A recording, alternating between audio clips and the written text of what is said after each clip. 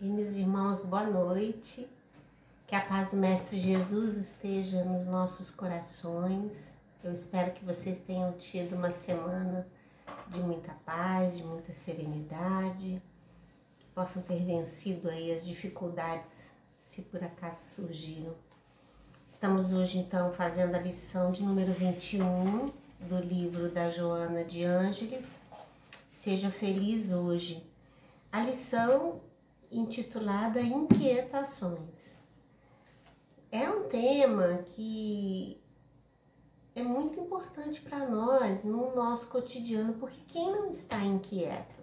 Quem não vive as inquietações da vida, das incertezas, das coisas que a gente ainda não consegue fazer uma leitura espiritual, então a leitura ainda muito pueril, muito infantil que a gente faz de certos acontecimentos na nossa própria vida, na vida da sociedade, nos impede de enxergar as coisas com um olhar mais espiritualizado, entendendo o concurso do Pai Celestial em todas essas ocorrências, entendendo que nós não estamos desamparados.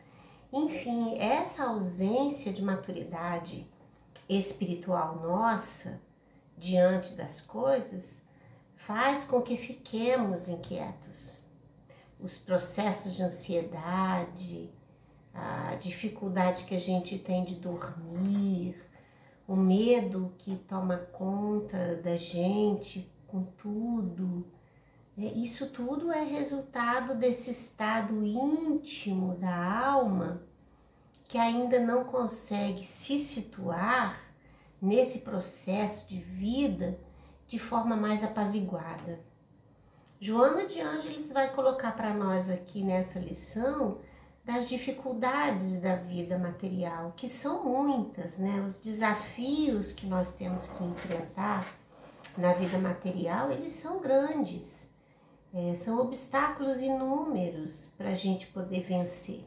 Então é natural que no estágio em que nos encontremos ainda tenhamos muita dificuldade de acertar e de encontrar o equilíbrio que a gente precisa. Entretanto, é lógico que os irmãos espirituais vão sempre nos orientar a isso, porque a busca do equilíbrio, da paz, da harmonia é algo que é da própria pessoa. Ninguém vai trazer isso para nós, a gente precisa encontrar isso, mudando a nossa forma de pensar, mudando as nossas expectativas ante a vida, revendo conceitos que nós temos, valores que a gente segue, ideias que a gente tem muito acirradas e que precisam ser reformuladas, essas coisas todas, ou seja, a construção de uma identidade espiritual dentro do nosso coração, da nossa alma, é um percurso que a gente tem que fazer, caminho a ser percorrido por nós. Entretanto, nós sabemos que percorrer esse caminho sem compreender e conversar sobre essas coisas é muito difícil para nós. A gente às vezes não sabe nem para que lado vai, a gente não sabe nem o que fazer, o que dizer, não é? Então, quando a gente tem a orientação dos irmãos espirituais nos mostrando um caminho certeiro, isso nos mostra aonde nos ampararmos, o que devemos fazer diante desse contexto para vencermos essas dificuldades e encontrarmos a paz que nós precisamos. Então ela vai tratar do assunto inquietação, colocando para a gente assim o que tem sido, em linhas gerais, o móvel das nossas aflições e nos dando orientações para como a gente, diante de um quadro desse, agir acertadamente. É claro que os conselhos vêm ao nosso encontro, devem ser recebidos pelo nosso coração com alegria, de quem recebe o conselho de um pai amoroso, de uma irmã querida, de alguém que se preocupa conosco, que quer a nossa melhora, né? Quer nos ver mais felizes, mais alegres, contemplando os valores da vida física com o olhar na vida espiritual. Porque a vida física, ela está presente, né? Nós estamos no mundo material. Então a gente tem que tramitar sobre esse universo material, mas com o pensamento, com a compreensão nas coisas espirituais. Quando nós nos colocamos muito alinhados com as coisas puramente materiais, a inquietação aumenta.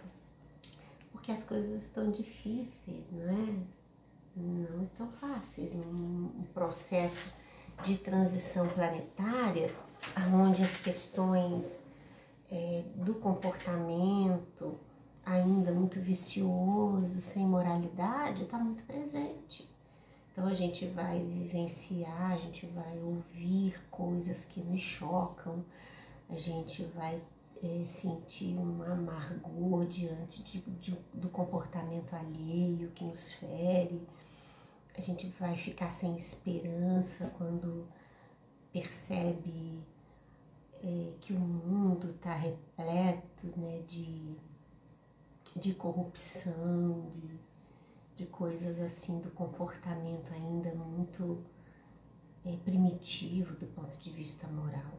Então a gente sofre com tudo isso, né? É natural que soframos, mas a gente precisa fortalecer, sabe por quê, meus queridos? Senão a gente acaba criando uma onda de tristeza, de apatia. Isso não é bom pra gente, nem pra ninguém. O planeta Terra já está cheio disso, né? São ondas mentais que emitidas por nós, que encontram ressonância em outras tantas que também estão por aí. A gente acaba por criar uma aura, uma energia ruim da qual a gente se alimenta e retroalimenta esse espaço, né? Então a gente precisa cuidar disso. A mensagem de hoje é uma mensagem de carinho conosco mesmo.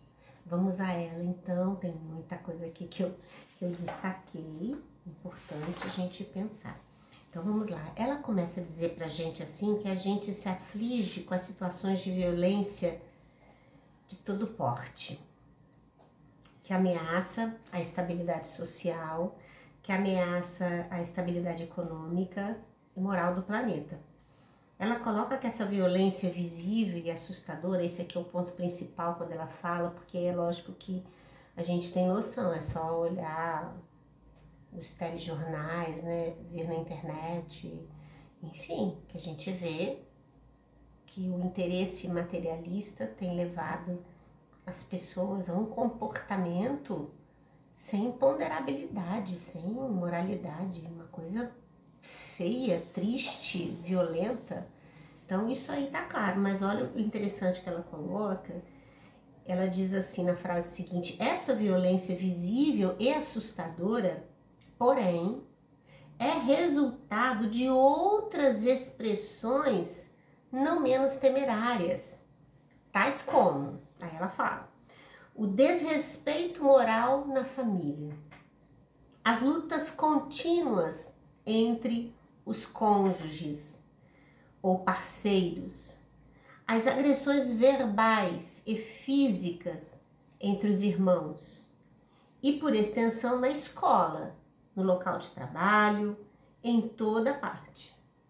O que Joana está querendo colocar aqui para nós? Que essa estrutura da vida física, que tem sua matriz no comportamento aí humano, que gera esse tipo de situação, o resultado, né, desse comportamento, o reflexo desse comportamento está na má condução, já desde pequeno, desses seres em formação. Então, um comportamento, né, a gente fala assim, mas fulano é tão agressivo, a gente vê uma cena no trânsito, a gente vê uma cena de violência e fala assim, nossa, como que isso choca? Mas às vezes essa violência está lá dentro da casa da gente. Aquele que é violento hoje, com certeza não conheceu outra linguagem, a não ser a da violência, a da força. Quantos espíritos ainda num comportamento muito primitivo, entendem que somente pela força resolvem as coisas. Ainda não aprenderam a força do diálogo, de se discutir ideias, de ponderar sobre pontos de vista. Então, ainda preso a essas experiências do passado, muitas delas reforçadas na encarnação presente, como a Joana coloca aqui para nós, então a única forma como a pessoa entende de resolver os problemas. Então é a palavra violenta, é o gesto agressivo, é o comportamento vil, que faz parte para determinados indivíduos como uma coisa supernatural, porque é a linguagem que ele entende. Então a Joana está dizendo para a gente aqui, nessa fala tão direta, e a gente pode fazer a leitura das entrelinhas, que ela quer dizer assim, construir o elo familiar de vida entre casais, né? Porque ela fala dos cônjuges, dos companheiros, com base no afeto e no respeito, no exemplo do bem, né? No exemplo da atitude ética, iria minimizar os efeitos que a gente experimenta hoje. Porque a criança que vê o pai resolvendo tudo na base da arrogância, do grito, da violência, é esse modelo de referência que ele está tendo. Então, possivelmente, será um adulto também que vá construir as suas ações dessa forma. A gente precisa pensar sobre isso. Então, Joana vem e já faz uma advertência para nós aqui. Para quem tem filhos, para quem tem netos, para quem tem sobrinhos, né? Alunos, pessoas que estão aos seus cuidados. E para a gente também adotar uma atitude assim, porque o espírita, ele precisa compreender que dos seus mínimos gestos de bondade e de amor, pode haver o nascedouro desse mesmo gesto naquele que nos observa. Então a gente precisa ter dentro de nós o desejo de assumir uma postura criadora, de caridade, de amor, de esperança, de alegria, porque isso diz de nós para os outros. E essa fortaleza vem de Deus, então a gente precisa buscar na seiva da vida, que é Jesus, as nossas energias para a gente vencer as nossas más inclinações e sermos referência de bondade junto daqueles que estão perto de nós. Então é não se permitir tomar atitudes que a gente já sabe que é errado, e mesmo que o comportamento dos hábitos nos insiste, né, em repetir, da gente buscar conter, né, com a prática do bem e do amor ao próximo. Joana continua assim para nós, que a gente se assusta com os acontecimentos atuais que nascem, né, das gloriosas conquistas da tecnologia na comunicação virtual, que ao mesmo tempo que aproxima os indivíduos nas informações, os distanciam na convivência. Esse ano eu acho que foi um ano que isso mais se deu entre nós. Um ano de pandemia, a comunicação porque as pessoas se comunicam, isso não para, né? Mas a gente se comunica muito virtualmente, né? Quase que uma totalidade, aí não vou dizer 100%, porque a gente tem aí as famílias, né? Os que moram dentro da mesma casa e tal, mas a maioria dos nossos contatos esse ano foi via internet. O que nos distanciou do convívio, e nós nos ressentimos disso. A falta do olho no olho, né, de poder estar ao lado da pessoa que a gente gosta, de abraçar o amigo, as crianças sofrendo porque estão longe das suas professoras, longe da escola, dos amigos que amam. E essa relação é muito importante. Então a Joana fala que ao mesmo tempo que a gente tem um avanço tecnológico que nos coloca em contato com todo mundo, independente de pandemia, que aí foi o único caminho que a gente tinha, a gente tem se afastado do convívio mesmo. A gente tem estado cada vez mais preso dentro de casa, os adolescentes nos jogos de internet, a gente nas séries de Netflix, e aí a gente vai ficando cada vez mais fechado. Então aquela conversa na calçada que tinha, né, nos bairros mais simples, das pessoas sentadas conversando, as crianças brincando de amarelinha, jogando queimada, a gente não vê mais. E era um tempo muito bom, porque a gente se relacionava com as pessoas. Então essa falta de afeto, também essa ausência, né, desse afeto, desse carinho, mexe com o nosso emocional também. Ela diz que a gente estabelecem-se vínculos de afetividade, de relacionamento à distância, é o que a gente tem feito. Enquanto uma tremenda solidão devora os sentimentos, isolando as criaturas, atirando-as ao poço escuro dos conflitos emocionais.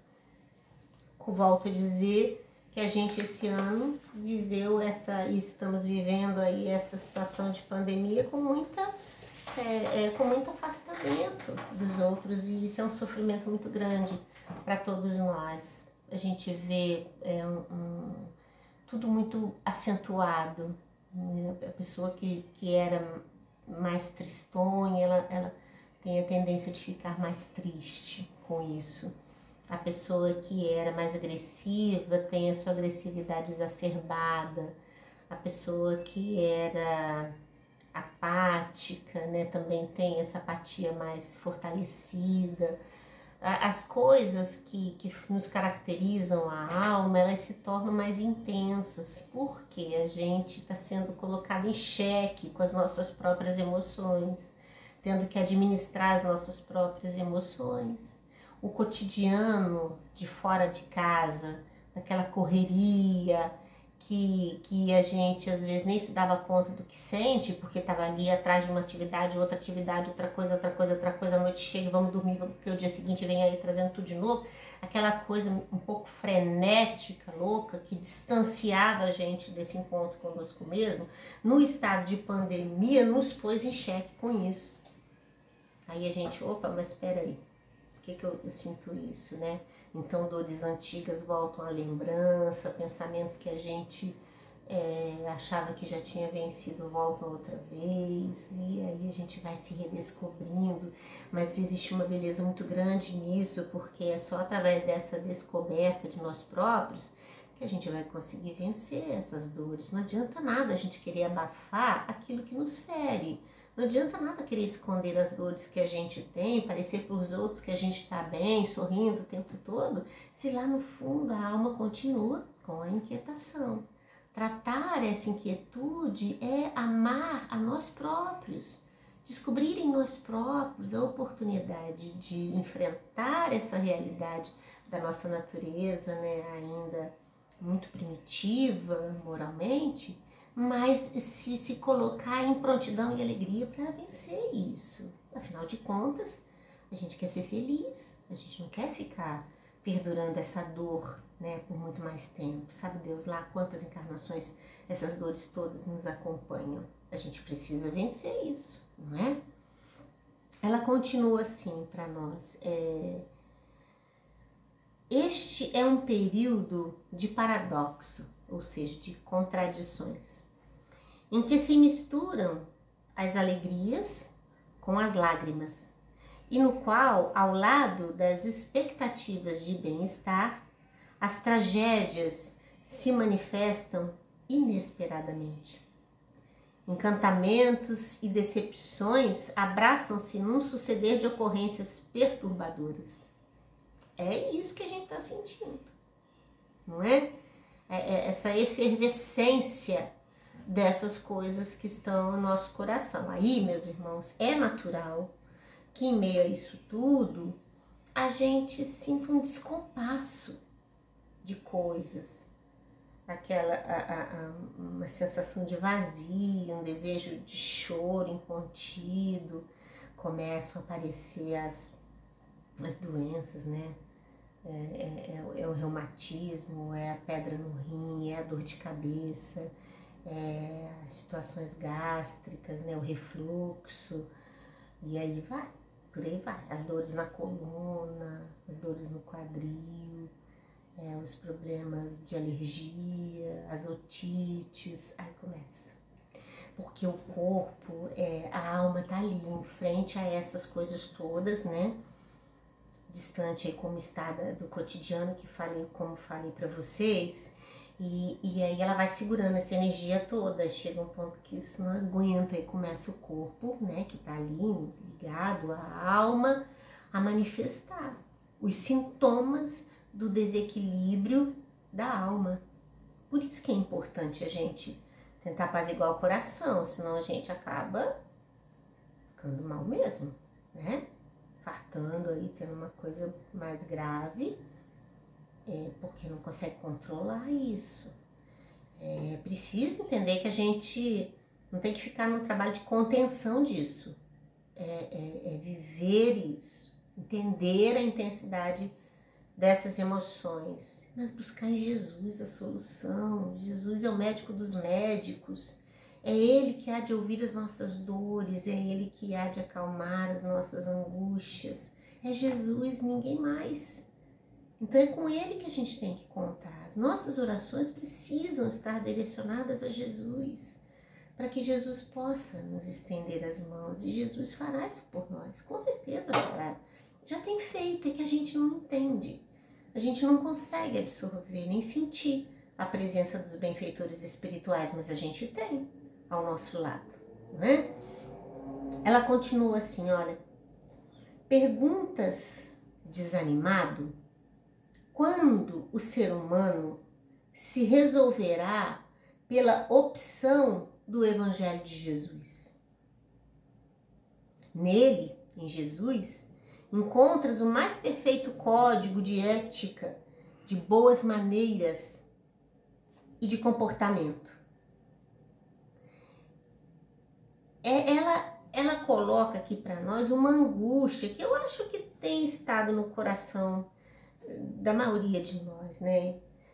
Porque a gente vê, por exemplo, o nosso país, parece que ele está ao abandono, né, das nossos dirigentes, toda hora é corrupção, a gente se sente assim desrespeitado nos nossos direitos como cidadão, se sente desrespeitado quando a gente coloca uma pessoa lá para nos representar nos órgãos que dirigem o país, e depois a gente vê que essa pessoa a quem a gente devotou esperança nos fere com comportamento de corrupção, e aí a gente vê a quantidade de pessoas passando fome, morrendo por falta de atendimento médico, crianças abandonadas, né? A prostituição aumentando, a fome aumentando, a quantidade de pessoas pelas ruas. Nas grandes cidades, então, é assustador como que a gente vê pelas vias as pessoas ali a pedir o que comer, crianças pedindo nos semáforos, e a gente vê uma política pública nula. Então a Joana vai dizendo pra gente que a gente fica se perguntando, né? Quando que as pessoas vão despertar? Porque a gente reconhece, e é isso que ela coloca isso muito claro aqui, a gente reconhece em Jesus essa referência de ética, mas a gente percebe o ser humano distante demais disso. Então a gente fica mexido com isso. Joana coloca, a gente fica abalado com isso, né? Como se uma onda de desânimo, e é o que ela coloca ali, que a gente pergunta até desanimado. Esse é um grande perigo. Essa talvez seja a mensagem mais forte dessa lição toda, quando a gente se permite por esse desânimo que a Joana está colocando aqui. Porque às vezes a gente está na vida fazendo as coisas, tentando fazer certo, fazer correto, E aí a gente vê que parece, a impressão que dá é que ninguém está fazendo isso, é que só a gente está fazendo e que está todo mundo fazendo errado. Então, para muitos pode fazer assim, pensar e dizer assim, eu desisto. Desisto porque eu fico aqui, remando contra a maré. Então eu também vou entrar numa de não esquentar minha cabeça, vou deixar rolar, né? Todo mundo faz, então eu vou fazer também, mesmo sabendo às vezes que a atitude não é certa. A gente se permite porque há um consentimento no nosso coração, porque todo mundo faz, a gente vai fazer também. Ou então cair numa apatia, numa tristeza tão grande que desmotiva a gente de começar, de empreender sonhos que a gente tem guardado no coração, de buscar novas atitudes, né? Então a gente se abate, a gente vai envelhecendo a alma, vamos dizer assim. A gente vai criando rugas no coração que dificultam a gente entender a beleza da vida, essa estrutura toda. Então a Joana coloca isso aqui muito forte para nós, mas aí ela vem com a seguinte advertência: ela não te permitas, porém, olha que ela está num nível de compreensão com a gente, ela está entendendo isso tudo que a gente está passando, ela está sabendo que isso é assim mesmo, né? Que a situação, os obstáculos da vida são muitos, que está difícil encontrar isso nesse momento mesmo de transição planetária em que as coisas, né, se acentuam. Ela fala assim para nós: olha, não te permitas, porém, relacionar as questões infelizes que fazem parte do processo evolutivo da humanidade, dando lugar ao desânimo ou ao pessimismo perturbador. Olha isso. Ela fala pra gente assim: olha, tá difícil mesmo, mas não te permitas. Ela tá falando isso pra gente, ou seja, eu não vou cobrar do outro o otimismo. Eu não vou cobrar do outro a esperança, porque pode tudo à minha volta conspirar contra isso. Mas ela fala: acenda no seu coração a esperança, na certeza de que essas coisas todas, olha, fazem parte, eu vou até repetir, do processo evolutivo da humanidade. Então, isso tudo que a gente está vivendo é transformação. Disso tudo que parece tão absurdo, surgirá coisas boas. A alma vai se redescobrir diante de todas essas situações. Estamos sob os cuidados de Deus. Deus olha por nós. Não estamos abandonados. Não estamos. Aí ela continua: a luta fortalece o espírito e liberta-o da ignorância. A gente vai aprender, com a dor vai aprender. Estes tantos que cometem os seus delitos e que interferem na vida de muitos, todos, eles e nós, que muitas vezes os julgamos de modo leviano, desrespeitoso, todos nós estamos inseridos na lei de ação e de reação. Então, a cada um segundo suas obras. É preciso agir no bem para colher o bem. Então, a vida às vezes parece que está sorrindo para estes tantos, mas eles são irmãos em perigo.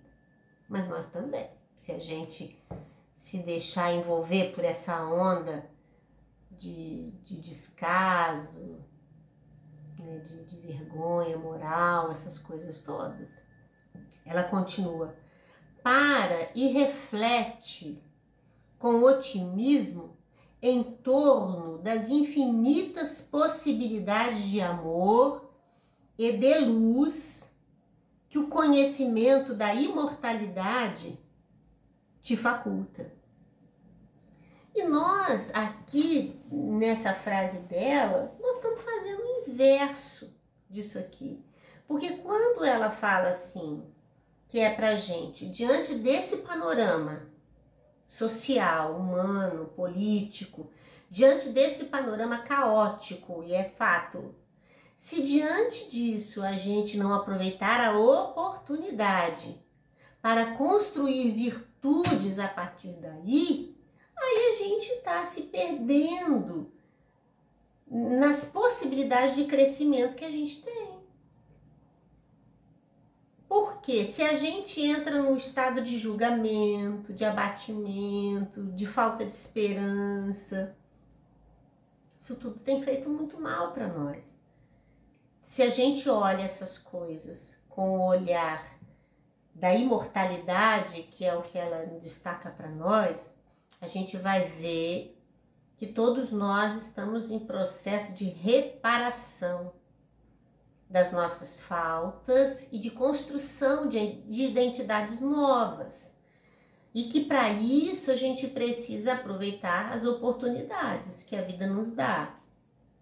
Então, se o comportamento é de vida materializada demais, né, nos seus desejos, nas suas intenções, nos comportamentos, a gente precisa espiritualizar isso pelo nosso olhar, pelo nosso falar, sempre ter uma mensagem de esperança, de alegria, não completar essa onda de desânimo quando alguém nos falar assim, nossa, mas tá difícil mesmo. E a gente foi pego assim de surpresa, né, com essa pandemia toda, mexeu aí com a gente, então a gente ficou um pouco sem saber o que fazer. É fato, né? Ficamos aí, meio que perdidos, algo que a nossa geração até então não tinha vivido, então a gente se assusta, não é? Mas aproveitar essas oportunidades para fazer ressurgir em nós esperança, isso é necessário. Só que a gente sabe que ninguém dá daquilo que não tem. Então, os irmãos espirituais nos advertem, mas eles sabem que para a gente fazer todo o bem que a gente pode, a gente precisa acreditar e ter o bem no nosso coração. Senão a gente não consegue fazer. Então a estrutura de construir essa esperança é nossa. Então a gente precisa amanhecer agradecendo a Deus o sol que está vindo. Agora está vindo os dias quentes, né? Então agradecer a isso tudo, agradecer a Deus porque a gente está dentro da nossa casa, porque a gente está vivo fisicamente, porque pessoas que a gente ama estão bem, agradecer a Jesus pelo fato da gente poder contar com a assistência dele, da gente entender que nós nunca estamos desamparados, essa coisa toda, para a gente poder avançar, né, em nome da nossa própria libertação espiritual. Ela diz assim, olha, não será de maneira massiva, olha o que ela diz, do coletivo, né, da massa, das massas, não será de maneira massiva, mas individual, que se escolherá ser bem-aventurado após o naufrágio no mar agitado das ilusões sensoriais. Então, mais uma vez ela volta na construção do reino de Deus dentro de nós. Afinal de contas, esse é o objetivo da nossa vida, da nossa existência. Instituir o reino de Deus dentro de nós. E mais uma vez ela fala, isso não vem do coletivo, isso é via que parte de você para o caminho a ser percorrido. Ela enfatiza isso outra vez. E aí ela diz que a gente precisa estabelecer elos importantes, que ela coloca aqui pra gente. O amor como sendo um ponto de normativa da felicidade, ou seja, ela enfatiza a mensagem do Evangelho, de amar a Deus sobre todas as coisas e ao próximo como a si mesmo. E a gente poderia lembrar da parábola do bom samaritano, ela até cita essa parábola aqui para nós. Ela fala do perdão, que é um grau de esperança para o infrator, né? A pessoa que comete um delito. E a gente está falando isso de todos nós, porque todos nós cometemos delitos na nossa vida. E a reencarnação é uma oportunidade da gente reparar essas nossas faltas. Então é dádiva, mais uma dádiva divina. A outra opção importante que ela coloca é da paz de consciência, porque isso gera essa harmonia que a gente quer. A inquietude seria o contrário disso. Para a gente atingir essa paz que a gente deseja, a gente precisa ter essa paz de consciência, lembrando que a lei de Deus está gravada onde? Na nossa consciência, não é? Então olha como que tudo se encaixa. A lição de hoje é muito amorosa conosco, não é? Ela vem falar de muito carinho conosco. Ela vem citar aqui a parábola do bom samaritano, e aí eu queria sugerir que nós lêssemos de novo essa parábola, retomar com a atenção dentro desse enfoque que ela está dando ali, de servir, de amparar o outro, né? Sem perguntar nada, de se responsabilizar pelo bem do outro, isso é importante. E ela fala da parábola do semeador, ou seja, essa lei de amor que vai nos facultar uma vivência melhor, mais equalizada, assim, de paz, de serenidade, de equilíbrio, está nessa prática da semeadura, que é nossa, meus irmãos, porque a parábola do semeador, ela tem uma importância na nossa compreensão, porque o semeador é Jesus na vida de todos nós. É Ele que vem a semear nos nossos corações a lei de amor, de caridade, da afabilidade, da doçura, da indulgência. E quando a parábola vai nos falar dos terrenos, né? A nossa maior dificuldade é de entender essa questão dos terrenos. Porque a gente está nessas etapas da semente que cai em cada ponto do terreno, com pedra, com espinhos, né? E, enfim, daquela que cai no terreno que vai produzir. A gente precisa pensar sobre isso e entender como que está para nós essas sementes do Cristo, que já chegou a nós já de muitas datas e que a gente ainda não consegue fazer a verdadeira adubagem, né, e a manutenção dessas sementes na nossa vida. A semente do amor incondicional, ela traz em si a estrutura de toda a nossa libertação espiritual.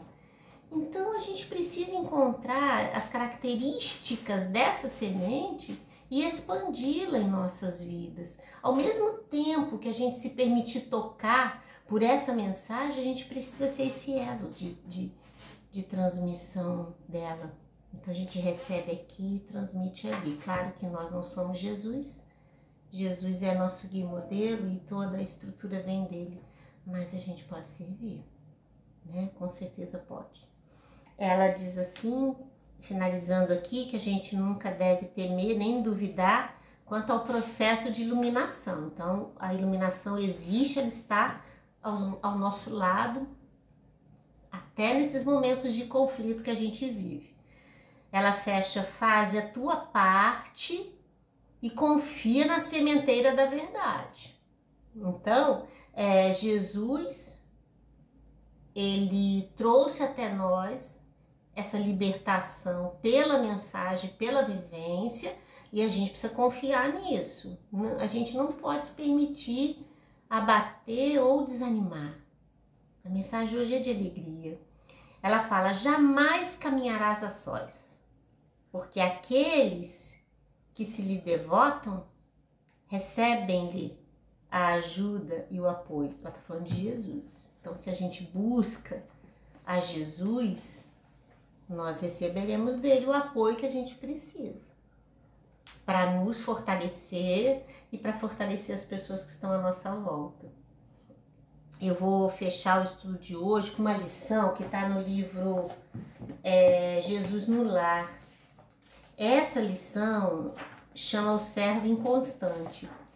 E Neio Lúcio conta para nós aqui, é uma obra psicografada pelo Chico Xavier, Francisco Cândido Xavier, pelo espírito Neio Lúcio. E Neio Lúcio narra para nós que havia um certo homem que encontrou a luz da libertação, ou seja, ele descobriu a mensagem cristã, e isso foi tão impactante assim na vida dele que ele resolveu então trabalhar em prol de si mesmo para conseguir uma vida futura melhor, para conseguir uma vida pós-morte, seja lá qual a visão dele, céu, inferno, né, o que seja, a continuidade dessa vida, sendo recebido ali por espíritos de luz. Ele queria trabalhar assim, então ele roga muito, ele ora, ele pede essa ajuda, essa oportunidade, e tanto suplicou que Deus então, através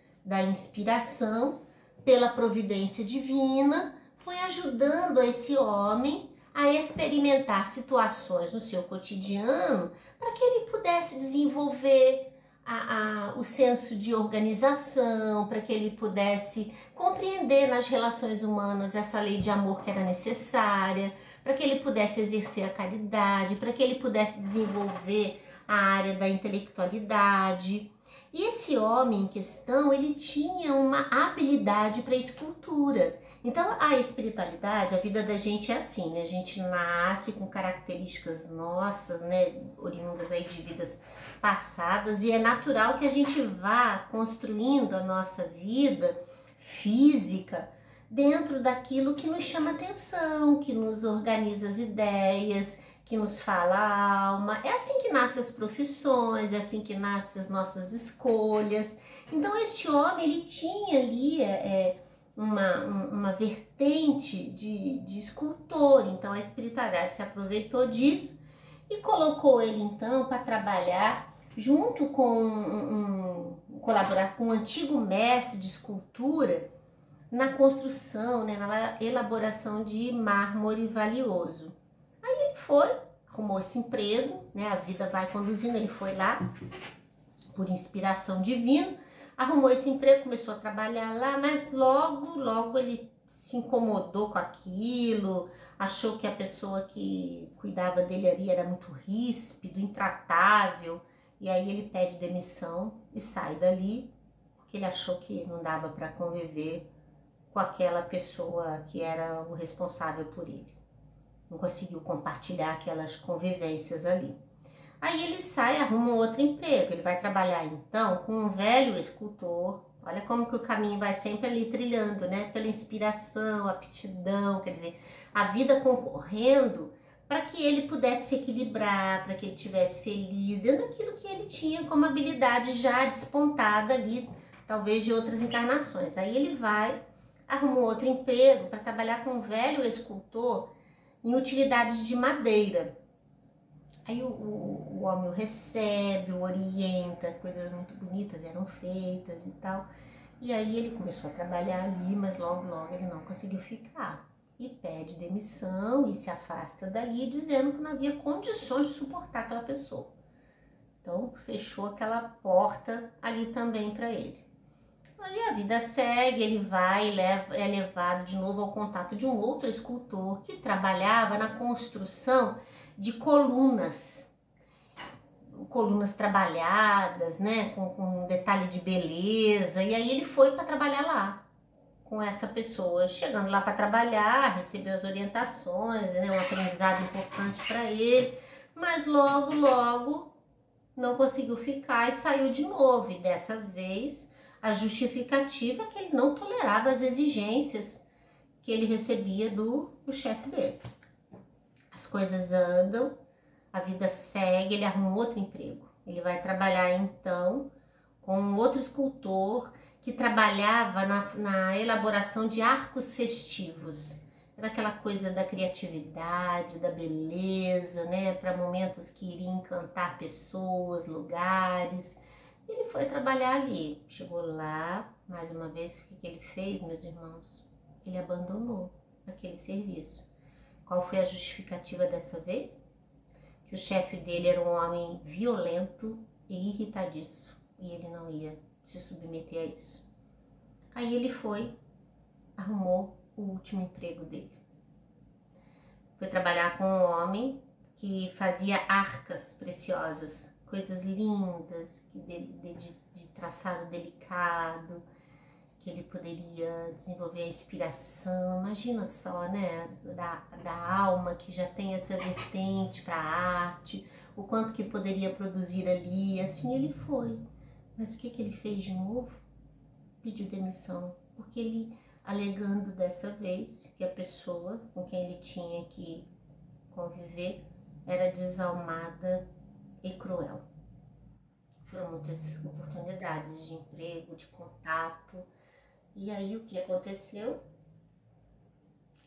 Ele desencarnou. Chega ao plano espiritual, uma surpresa, né? Porque ele não encontrou aquilo que ele almejava lá no início, que ele queria encontrar paz, ele queria encontrar equilíbrio, ele não encontrou isso.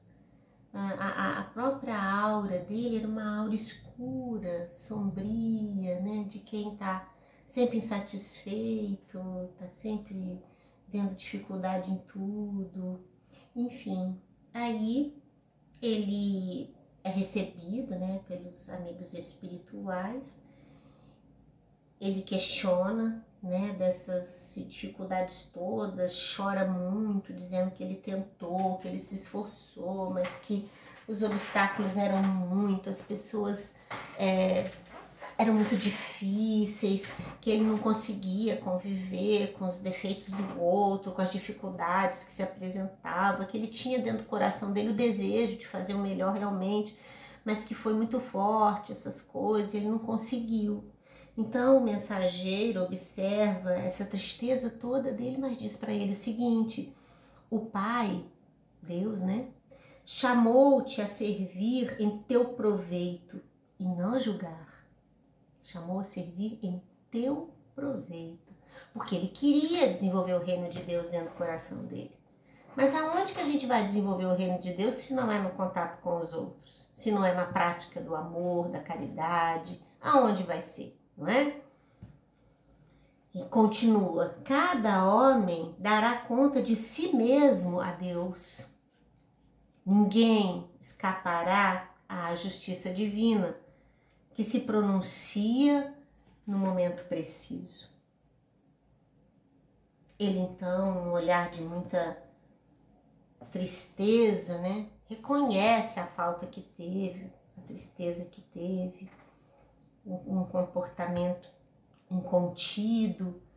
E aí o irmão espiritual diz que agora só restava a ele a colheita dos atos cometidos e das oportunidades não aproveitadas. Eu não sei se vocês conhecem esse livro do Neio Lúcio. A história sempre vem com um início de um diálogo, né? E aonde Jesus se pronuncia como se fosse num culto do Evangelho no lar. Então Jesus, diante desse quadro, né, termina essa narrativa feita por Jesus e diz o seguinte para finalizar a lição: quem estiver sob o domínio de pessoas enérgicas e endurecidas na disciplina Excelentes resultados conseguirá recolher se souber e puder aproveitar-lhes a aspereza. Inspirando-se na madeira bruta ao contato da plana benfeitora. Abençoada seja a mão que educa e corrige, mas bem-aventurado seja aquele que se deixa aperfeiçoar ao toque de renovação e aprimoramento, porque os mestres do mundo sempre reclamam a lição de outros mestres, mas a obra do bem, quando realizada para todos, permanece eternamente. Então a gente vai fechar essa lição, porque ele fala assim, né, que quem estiver sob o domínio de pessoas enérgicas, endurecidas na disciplina, excelentes resultados conseguirá recolher se souber e puder aproveitar as asperezas. A gente vai pegar essa citação e trazer para a vida. Bem-aventurados, meus irmãos, seremos todos nós, se soubermos, diante das asperezas da vida, diante dessas dificuldades sociais, políticas, humanas que a gente tem visto e vivido, se a gente souber aproveitar essas oportunidades para realizar a transformação que nós precisamos operar em nós mesmos. O reino de Deus, ele precisa ser desenvolvido, cultivado dentro do nosso coração. Deixemos de julgar tanto, como esse irmãozinho da história,